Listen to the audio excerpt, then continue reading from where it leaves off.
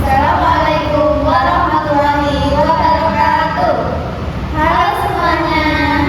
Perkenalkan, kami dari kelompok 3 nomor 3 dengan saya Syari Zariati dengan tingkat digit NIM terakhir 099. Saya Yulia Septi Fadila dengan digit NIM terakhir 093. Dan saya Ahmadina dengan tingkat digit NIM terakhir 113. Langsung saja kita ke soalnya. Dua gudang memasok 2 toko eceran dengan kantong kapur seberat 100 pon. Gudang A memiliki 1000 kantong dan gudang B memiliki 2000 kantong. Kedua toko masing-masing membutuhkan 1200 kantong. Biaya pengiriman dari setiap gudang ke masing-masing toko dalam satuan sen per kantong diberikan pada tabel. Kita lihat tabelnya. Untuk gudang A mengirim ke toko 1 itu biayanya 5 sen.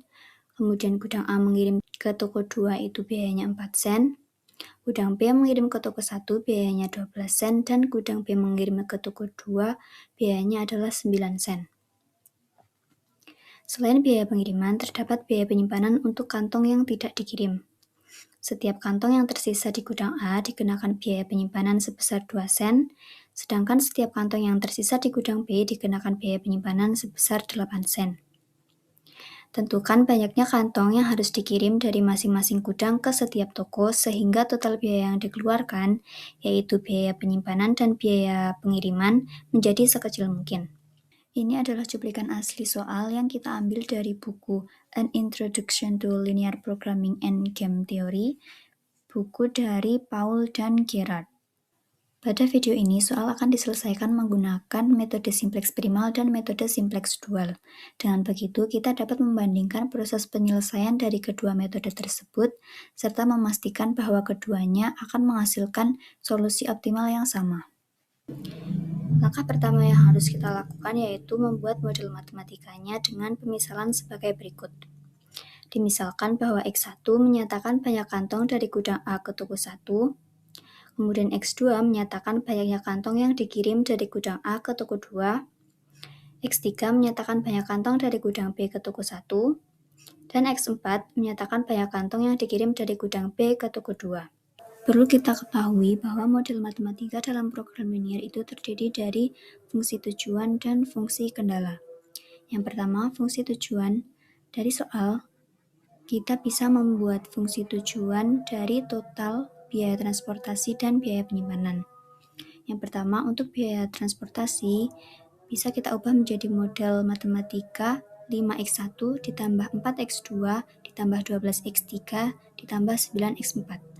Kemudian untuk biaya penyimpanan, untuk membuat model matematikanya bisa kita menggunakan biaya penyimpanannya dikalikan dengan sisa barang yang tidak dikirim, yaitu 2 dikali 1000 dikurangi X1 ditambah X2 ditambah 8 dikali 2000 dikurangi X3 ditambah X4 sama dengan 18.000 dikurangi 2X1 dikurangi 2X2 dikurangi 2X3 dikurangi 8X4.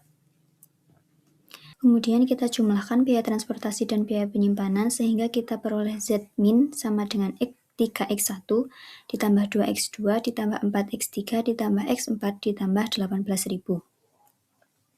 Dalam metode simplex untuk masalah minimasi, cara penyelesaiannya adalah dengan mencari nilai maksimumnya, sehingga Z min akan sama dengan negatif Z max. Kemudian setelah fungsi tujuan terbentuk, langkah selanjutnya adalah membuat fungsi kendala. Kita lihat pada soal, gudang A hanya memiliki 1000 kantong, maka otomatis barang yang dikirim dari gudang A ke toko 1 dan toko 2 tidak boleh melebihi dari 1000 kantong. Maka bisa kita tulis X1 ditambah X2 kurang dari sama dengan 1000. Kemudian untuk kendala kedua kita peroleh dari gudang B hanya memiliki 2000 kantong. Maka otomatis barang yang dikirim dari gudang B ke toko 1 dan toko 2 tidak boleh melebihi dari 2000 kantong. maka bisa kita tulis X3 ditambah X4 kurang dari sama dengan 2000. Kemudian untuk kendala 3, kita peroleh dari kedua toko masing-masing membutuhkan 1200 kantong. Maka kita bisa tulis menjadi X1 ditambah X3 sama dengan 1200, kemudian X2 ditambah X4 sama dengan 1200. Untuk tanda sama dengan ini bisa kita pecah menjadi 2, yaitu kurang dari sama dengan dan lebih dari sama dengan. Dengan X1, X2, X3, dan X4 ini lebih dari sama dengan 0. Bentuk akhir dari fungsi tujuan dan fungsi kendala dari soal tersebut yaitu Z-max sama dengan negatif 3X1 dikurangi 2X2 dikurangi 4X3 dikurangi X4 dengan kendala X1 ditambah X2 kurang dari sama dengan 1000, X3 ditambah X4 kurang dari sama dengan 2000, X1 ditambah X3 lebih dari sama dengan 1200, kemudian X1 ditambah X3 kurang dari sama dengan 1200, X2 ditambah X4 lebih dari sama dengan 1200, dan X2 ditambah X4 kurang dari sama dengan 1200 dengan X1, X2, X3, dan X4 lebih dari sama dengan 0. Kemudian setelah kita membentuk model matematika, langkah selanjutnya adalah mengubah model matematika tersebut ke bentuk persamaan dengan menambahkan variabel slack dan variabel buatan. Sebelumnya perlu diperhatikan bahwa jika kendala memiliki tanda pertidaksamaan kurang dari sama dengan, maka kita hanya perlu menambahkan dengan variabel slack saja. Tetapi untuk kendala yang memiliki tanda pertidaksamaan lebih dari sama dengan, kita perlu mengurangkannya dengan variabel slack dan menambahkannya dengan variabel buatan. Sehingga kita peroleh menjadi seperti ini. Yang pertama, X1 ditambah X2 ditambah S1, ini adalah variabel slack-nya sama dengan 1000. Begitu seterusnya sampai kendala habis. Nah, ini contoh untuk tanda lebih dari sama dengan, ini dikurangkan dengan variabel slack dan ditambah dengan variabel buatan. Kemudian karena kita tadi menambahkan variabel buatan, maka pada fungsi tujuan kita perlu menambahkan negatif M dengan tujuan agar nantinya variabel buatan ini akan keluar dari solusi optimal. Juga jangan lupa bahwa X1, X2, X3, X4, S1, S2, S3, S4, S5, S6, XA, dan XB itu harus lebih dari sama dengan 0. Kemudian dari bentuk persamaan tadi bisa kita ubah menjadi sebuah matriks, yaitu sebagai berikut. Nah, matriks ini bisa langsung kita substitusikan ke tabel program awal iterasi 1. Kemudian setelah kita substitusi, kita akan mencari ZC. ZC ini kita dapatkan dari CP dikalikan dengan setiap kolom dari tabel. Yang pertama, kolom key, 0 dikalikan 1000, ditambah dengan 0 dikalikan 2000, dan seterusnya sampai bawah kita dapatkan negatif 2400M. Kemudian untuk kolom X1, 0 dikalikan 1 ditambah 0 dikalikan 0 ditambah negatif M dikali 1 ditambah 0 dikalikan 1 ditambah negatif M dikali 0 ditambah 0 dikalikan 0, kita peroleh negatif M, begitu seterusnya sampai kolom XB. Kemudian kita peroleh baris ZC. Nah, selanjutnya kita mencari ZC min CC. Kita harus mengurangkan ZC dengan CC. CC itu adalah baris paling atas di sini. Untuk kolom X1, negatif M dikurangi negatif 3 sama dengan negatif M plus 3. Kemudian untuk kolom X2, negatif M dikurangi negatif 2 sama dengan negatif M plus 2, begitu seterusnya sampai kolom XB. Nah, selanjutnya kita akan mencari kolom kunci, yaitu ZC min CC yang bernilai paling kecil atau paling negatif. Di sini yang bernilai paling kecil adalah min M plus 1. Jadi ini adalah kolom kunci. Kemudian kolom kunci ini kita gunakan sebagai pembagi dari key untuk kita bisa mencari rasio P. Untuk mencari rasio P, 1000 dibagi 0 sama dengan tak hingga, kemudian 2000 dibagi 1 sama dengan 2000, kemudian 1200 dibagi 0 sama dengan tak hingga, begitu seterusnya sampai baris S6. Kemudian selanjutnya kita akan mencari baris kunci, di mana baris kunci ini kita peroleh dari rasio P, pilih yang paling kecil dan pilih yang paling atas. Di sini yang terpilih adalah 1200 di baris 5. Kemudian pertemuan dari kolom kunci dan baris kunci ini nantinya akan jadi elemen kunci. Di sini 1 berarti adalah elemen kuncinya. Transformasi baris lain yaitu baris selain baris kunci. Di sini baris lainnya adalah baris 1, baris 2, baris 3, baris 4, dan baris 6. Untuk rumus dari transformasi baris lain adalah baris lama dikurangi dengan koefisien kolom kunci dikalikan dengan TPK. Untuk koefisien kolom kunci ini adalah baris yang bersesuaian dengan elemen kunci. Misal pada baris 1, koefisien kolom kuncinya adalah 0 karena bersesuaian dengan elemen kunci. Kemudian untuk baris 2, koefisien kolom kuncinya adalah 1 karena bersesuaian dengan elemen kunci, dan seterusnya.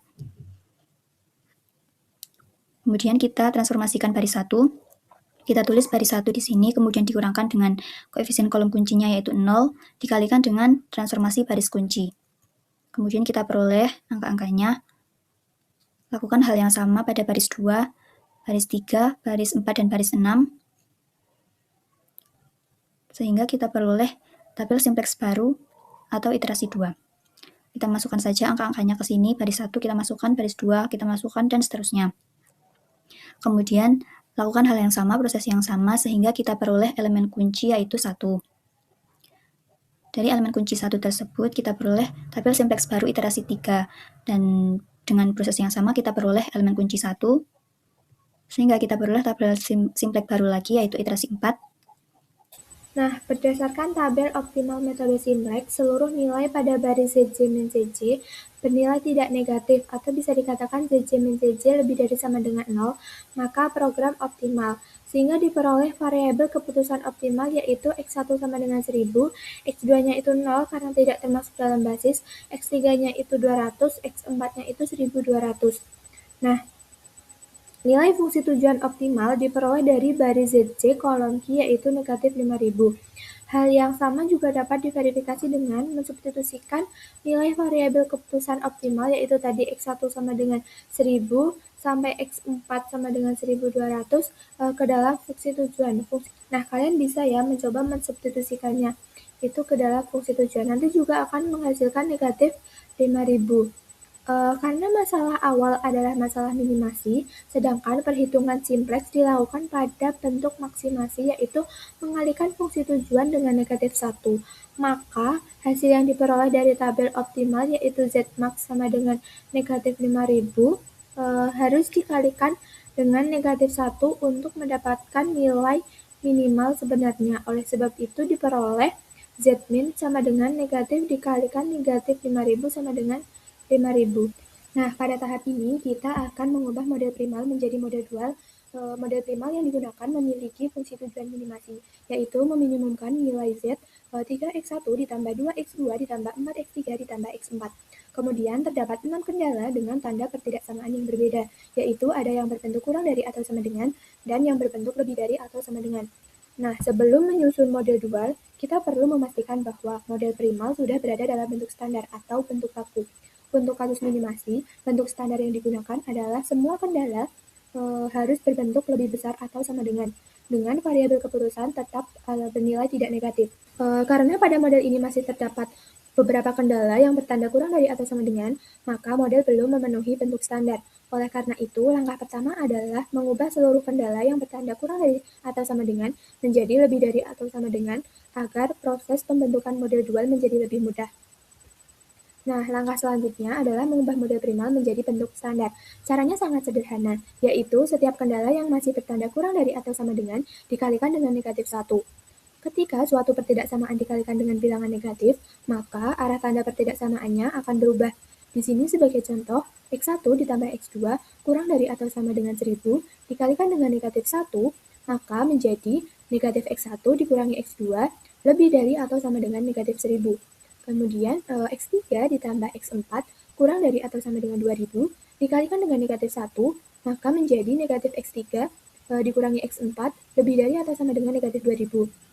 Lalu X1 ditambah X3 kurang dari atau sama dengan 1200 dikalikan dengan negatif 1, maka menghasilkan negatif X1 dikurangi X3 lebih dari atau sama dengan negatif 1200. Yang terakhir ada X2 ditambah X4 kurang dari atau sama dengan 1200 dikalikan dengan negatif 1, maka menjadi negatif X2 dikurangi X4 lebih dari atau sama dengan negatif 1200. Sementara itu, kendala yang sejak awal sudah berbentuk lebih dari atau sama dengan tidak mengalami perubahan. Nah, setelah seluruh kendala diubah, sekarang semua pertidaksamaan telah berbentuk lebih dari atau sama dengan, sehingga model primal sudah memenuhi bentuk standar. Setelah model primal berada dalam bentuk standar, langkah berikutnya adalah membentuk model dual. Model dual dapat disusun menggunakan transpose matriks koefisien kendala. Yang dimaksud dengan transpose adalah mengubah baris menjadi kolom dan kolom menjadi baris pada matriks koefisien kendala.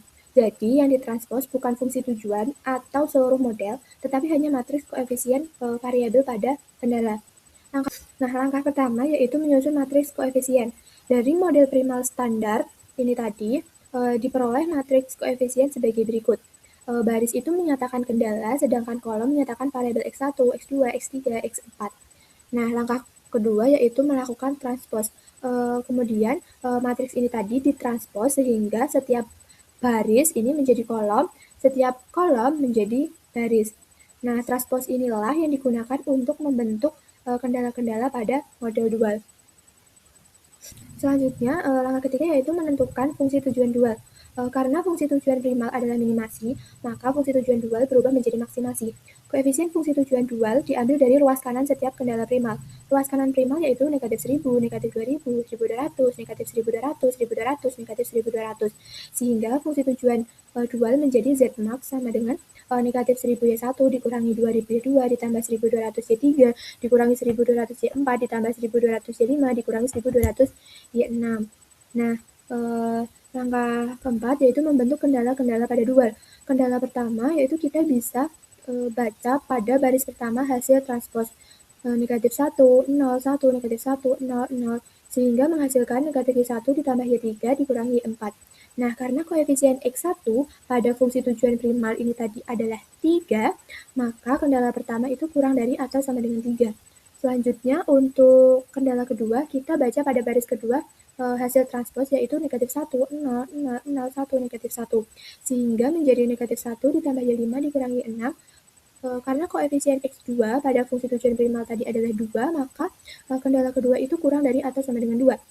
Nah, untuk kendala ketiga kita bisa baca baris ketiga pada hasil transpose yaitu 0, negatif 1, 1, negatif 1, 0, 0, sehingga menghasilkan negatif Y2 ditambah Y3 dikurangi 4.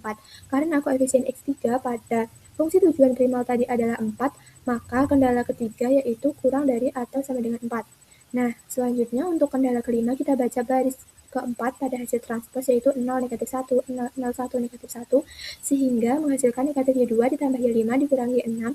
Nah, karena koefisien X4 pada fungsi tujuan primal tadi adalah 1, maka kendala keempat itu kurang dari atau sama dengan 1.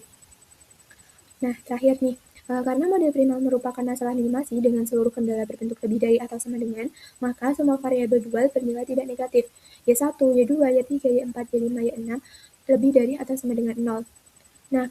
Nah, simpulannya, jadi pembentukan model dual dilakukan dengan mentranspose matriks koefisien kendala. Setiap kolom pada model primal berubah menjadi baris pada model dual. Ruas kanan kendala primal menjadi koefisien fungsi tujuan dual, sedangkan koefisien fungsi tujuan primal menjadi ruas kanan kendala dual. Dengan aturan tersebut diperoleh model dual seperti ini. Selanjutnya, kita melakukan penyelesaian dual dari penyelesaian primal. Pada tabel optimal primal, nilai variabel primal dapat dilihat dari statusnya sebagai variabel basis atau variabel non-basis. Jika suatu variabel primal itu berada dalam basis, maka nilainya diperoleh dari kolom ruas kanan atau Q-nya ini, sehingga Xj-nya itu lebih dari 0. Sebagai contoh nih, di sini kan X1 itu di dalam basis, maka nilainya itu dilihat dari Q-nya ini 1000, jadi X1 itu sama dengan 1000. Nah, jika suatu variabel primal berada di luar basis atau non-basis, maka nilainya itu Xj sama dengan 0. Sebagai contoh, di sini kan X2 tidak termasuk dalam basis, maka nilai X2 itu sama dengan 0. Nah, menurut teorema complementary slackness, setiap variabel primal Xj itu berpasangan dengan variabel slack Sj pada dual dan memenuhi hubungan Xj kali Sj itu sama dengan 0. Nah, jika Xj-nya itu lebih dari 0, maka harus berlaku Xj itu sama dengan 0. Nah, jika Xj itu sama dengan 0, maka Sj-nya itu tidak harus 0 dan nilainya itu dapat diperoleh dari baris Zj min Tj. Langsung saja di sini. Ini kan X1 di tabel optimal primal itu kan termasuk dalam basis. Nah, berarti nilai X1 itu sama dengan 1000. Dengan ilustrasi X1 itu bersesuaian dengan S1 didual, maka S1-nya itu di luar basis. Jadi nilai S1-nya itu sama dengan 0.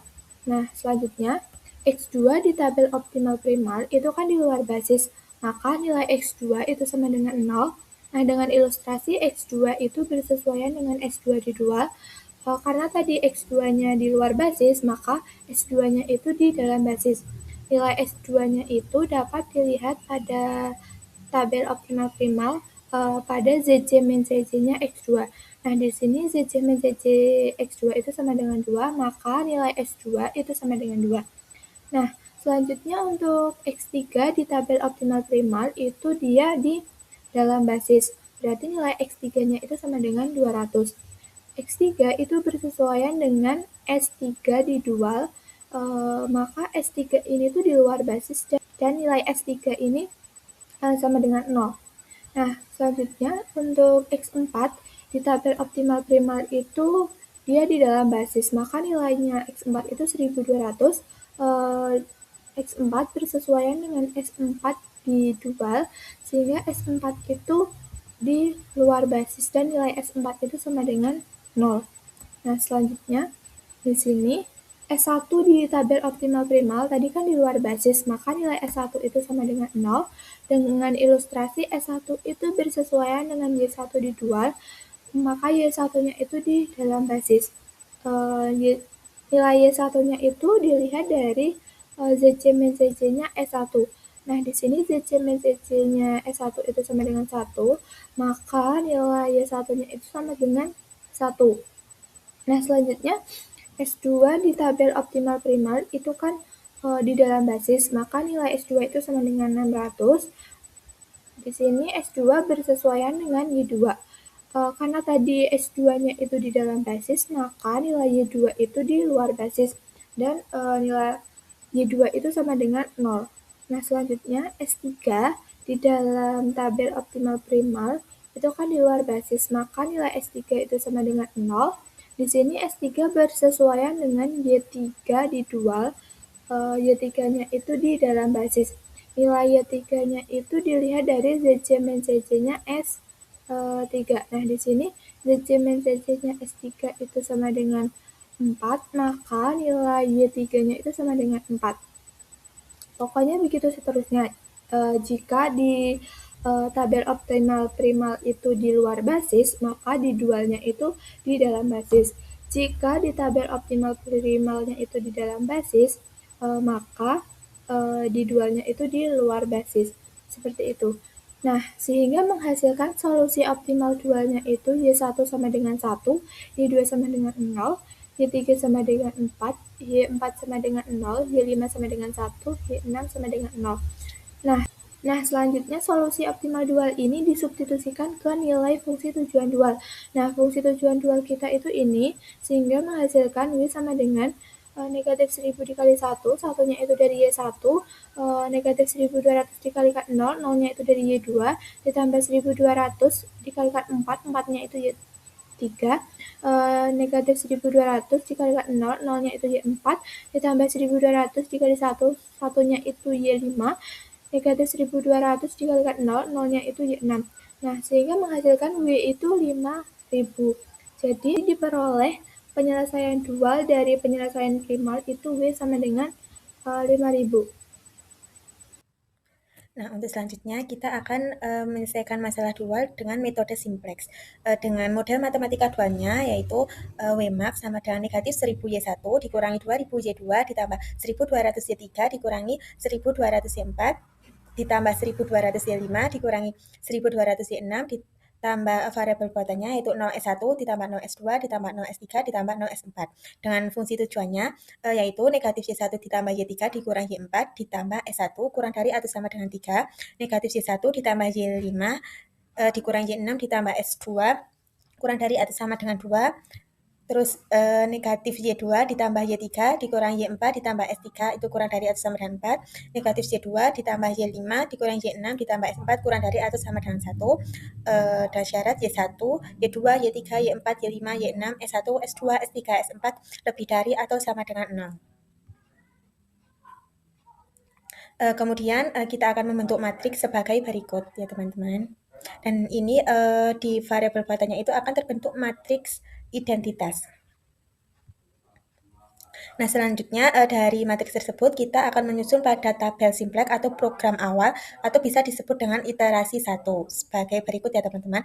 Nah, dari matriks tadi ini dimulai dari Y1 sampai S4 maka dimasukkan ke dalam tabel simplex Y1, negatif 1, 0, 1, dan seterusnya sampai S4. Kemudian kita akan mencari variabel dalam basis, yaitu yang terdiri dari matriks identitas. Nah, di sini kan terlihat ya matriks identitasnya itu di S1, S2, S3, S4 ini membentuk matriks identitas. Sehingga pada variabel dalam basisnya yaitu S1, S2, S3, S4 dengan koefisien variabel fungsi tujuan yang masuk ke dalam basis untuk koefisien S1 yaitu 0, koefisien S2 itu 0, koefisien S3 0, dan koefisien S4 0.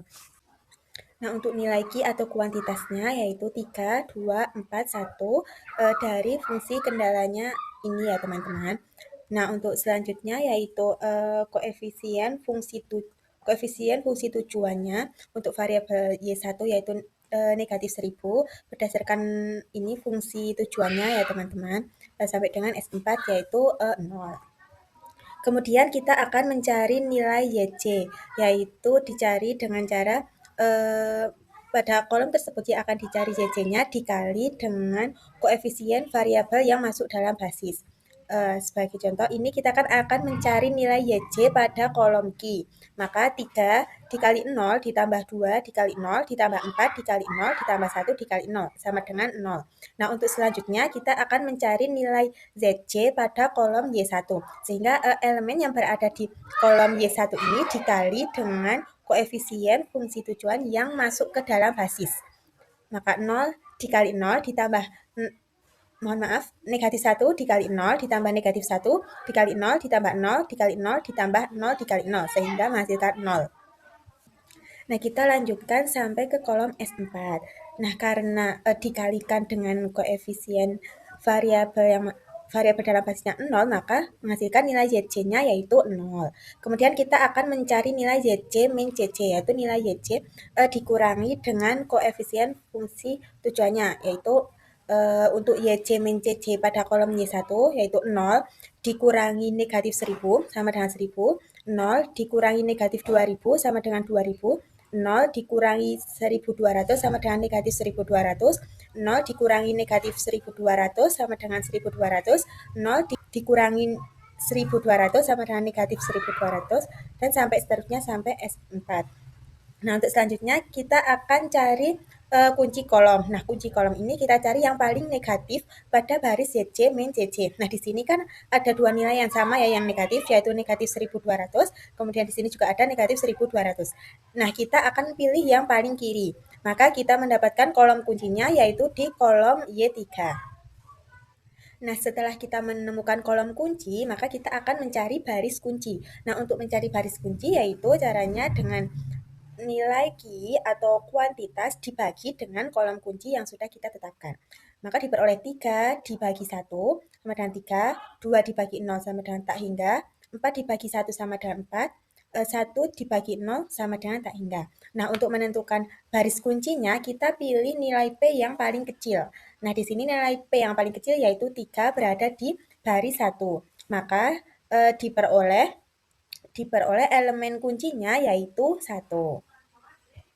Nah, elemen kunci ini diperoleh dari pertemuan antara kolom kunci dan baris kunci, sehingga elemen kuncinya yaitu 1. Selanjutnya kita akan mencari transformasi baris kunci dengan cara elemen yang berada di baris kunci tersebut dibagi dengan kolom kunci. Nah, selanjutnya kita akan mencari transformasi baris kunci B1. Nah, untuk mencari transformasi baris kunci itu kita akan membagi baris kunci tersebut dengan elemen kunci yang tadi sudah ditetapkan yaitu 1 ya. Jadi 3 per 1, negatif 1 per 1, 0 per 1, 1 per 1, negatif 1 per 1, 0 per 1, 0 per 1 sehingga didapatkan transformasi baris kuncinya yaitu 3 negatif 1, 0, 1, negatif 1, 0, 0, 1, 0, 0, 0. Nah, selanjutnya kita akan mencari transformasi baris lain yang bukan merupakan baris kunci, yaitu B2.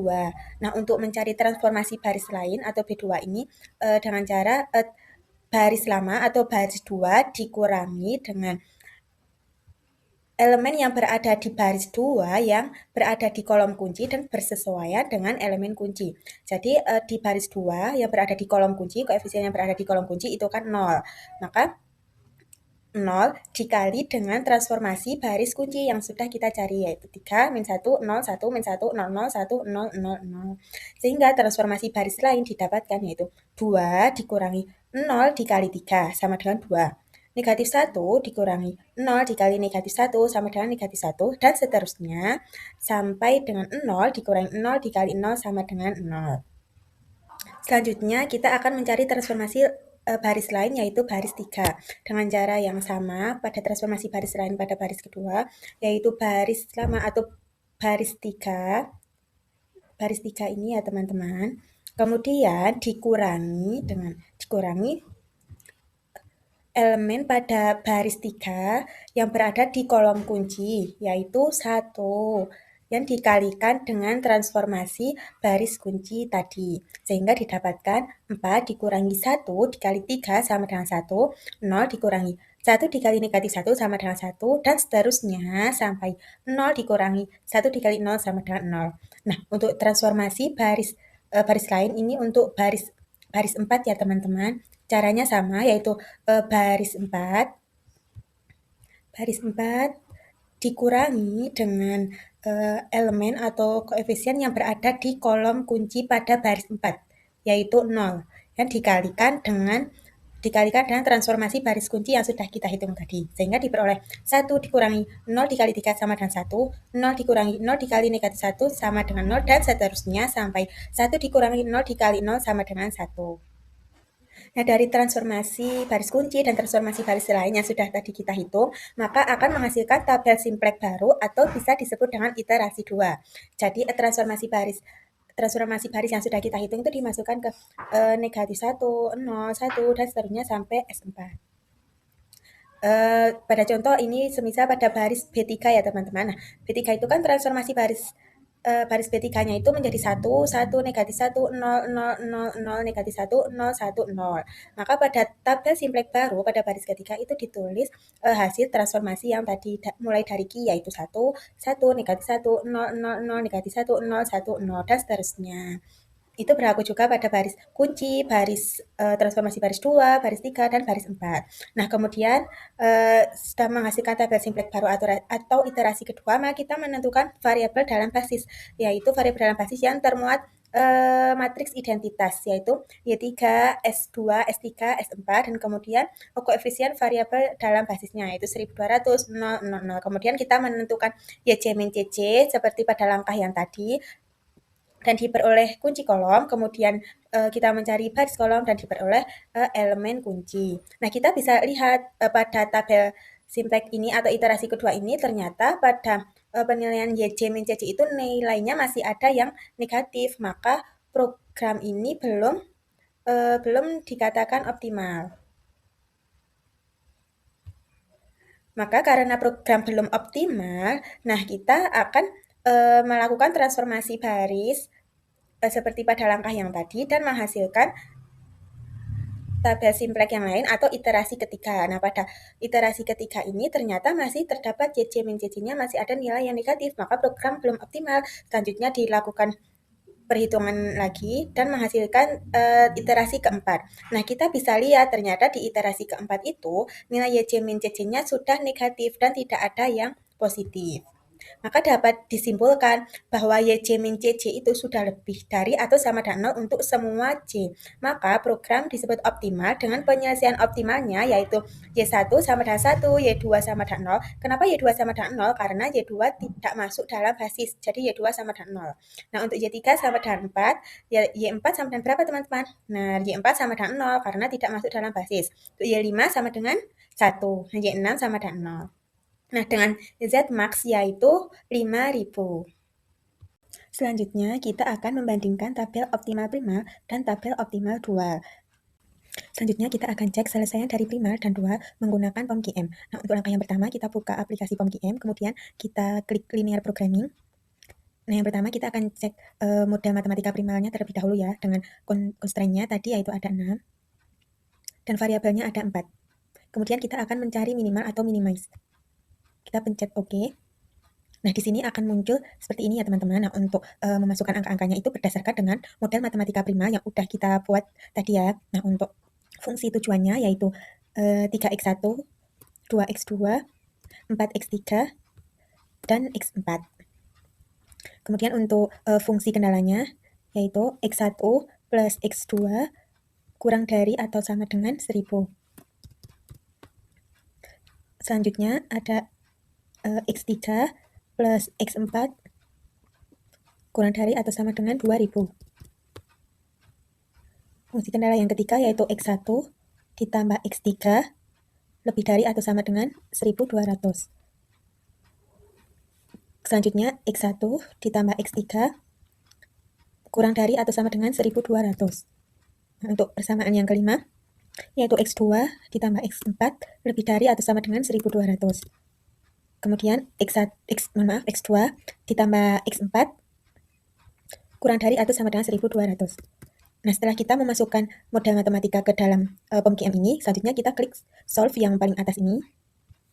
Nah, akan muncul solusinya, yaitu diperoleh x1 sama dengan 1000, x2 sama dengan 0, x3 sama dengan 200, x4 sama dengan 1200. Dan untuk z min atau z minimalnya yaitu 5000. Nah, solusi ini sudah sesuai dengan solusi yang kita kerjakan menggunakan metode simplex.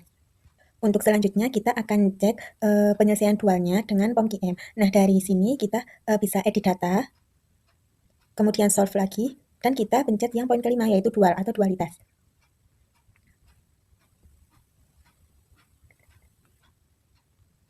Nah, pada yang di dual problem itu didapatkan persamaan ini ya teman-teman. Nah, persamaan ini itu sama dengan model matematika dual yang sudah kita buat tadi ya. Nah, dari model matematika dual ini kita bisa mencari penyelesaian dual menggunakan POMQM. Nah, angka yang tadi kita akan masukkan persamaan yang tadi itu untuk mencari penyelesaian dual menggunakan POMQM. Nah, untuk number of constraint-nya itu ada 4 dan variabelnya tadi ada 6 ya teman-teman. Nah, kita akan mencari maksimum karena tadi kan primalnya kita sudah mencari minimum. Jadi dualnya kita mencari maksimum. Maaf, ini variabelnya ada 6. Kita klik OK. Nah, kemudian kita mengisi kolom-kolom ini dengan persamaan yang tadi sudah kita dapatkan ya. Untuk fungsi tujuannya yaitu negatif 1000 x1, negatif 2000 x2, 1200 x3, negatif 1000 200 x4, 1200 x5, dan negatif 1200 x6. Nah, untuk fungsi kendalanya yaitu negatif 1 y1 ditambah y3 dikurangi y4 lebih dari atau sama dengan 3. Kemudian negatif y1 ditambah y5 dikurangi y6 kurang dari atau sama dengan 2. Kemudian negatif y2 atau ini x2. Jadi kalau di persamaan yang kita selesaikan dengan simplex itu kan persamaannya variabelnya menjadi y1, y2, y3, y4, y5, dan y6. Tetapi di POMQM ini menggunakan variabel x, jadi x1, x2, x3, x4, x5, dan x6 gitu ya teman-teman. Selanjutnya ini kan tadi udah negatif 1 x2, kemudian ditambah x3, kemudian dikurangi x4 kurang dari sama dengan 4. Kemudian yang terakhir yaitu negatif x2 ditambah x5 dikurangi x6 kurang dari atau sama dengan 1. Selanjutnya kita pencet solve. Nah, didapatkan penyelesaian sebagai berikut. Untuk nilai x1 atau y1 itu sama dengan 1, untuk nilai x2 atau y2 itu sama dengan 0, untuk nilai x3 atau y3 itu sama dengan 4, untuk nilai x4 atau y4 itu sama dengan 0, untuk nilai x5 atau y5 itu sama dengan 1, dan untuk nilai x6 atau y6 itu sama dengan 0. Dengan z max atau solusi z maksimumnya yaitu 5000. Jadi penyelesaian dual dan primal memperoleh z minimumnya 5000 dan z maksimumnya yaitu 5000. Jadi dapat disimpulkan bahwa jadwal pengiriman yang meminimalkan total biaya adalah dengan mengirim 1000 kantong kapur dari gudang A ke toko 1, 200 kantong kapur dari gudang B ke toko 1, dan 1.200 kantong kapur dari gudang B ke toko 2. Maka total biaya minimum yang diperoleh adalah sebesar 5.000 ditambah konstanta dari fungsi tujuan, sehingga total biaya adalah 5.000 ditambah 18.000, sama dengan 23.000. Jadi, jadwal pengiriman yang meminimalkan total biaya yang termasuknya yaitu biaya pengiriman dan biaya penyimpanan dengan biaya minimal 23.000 sen adalah mengirim 1.000 kantong dari gudang A ke toko 1, 200 kantong dari gudang B ke toko 1, dan 1.200 kantong dari gudang B ke toko 2. Sekian pembahasan soal dari kelompok kami. Terima kasih. Wassalamualaikum warahmatullahi wabarakatuh.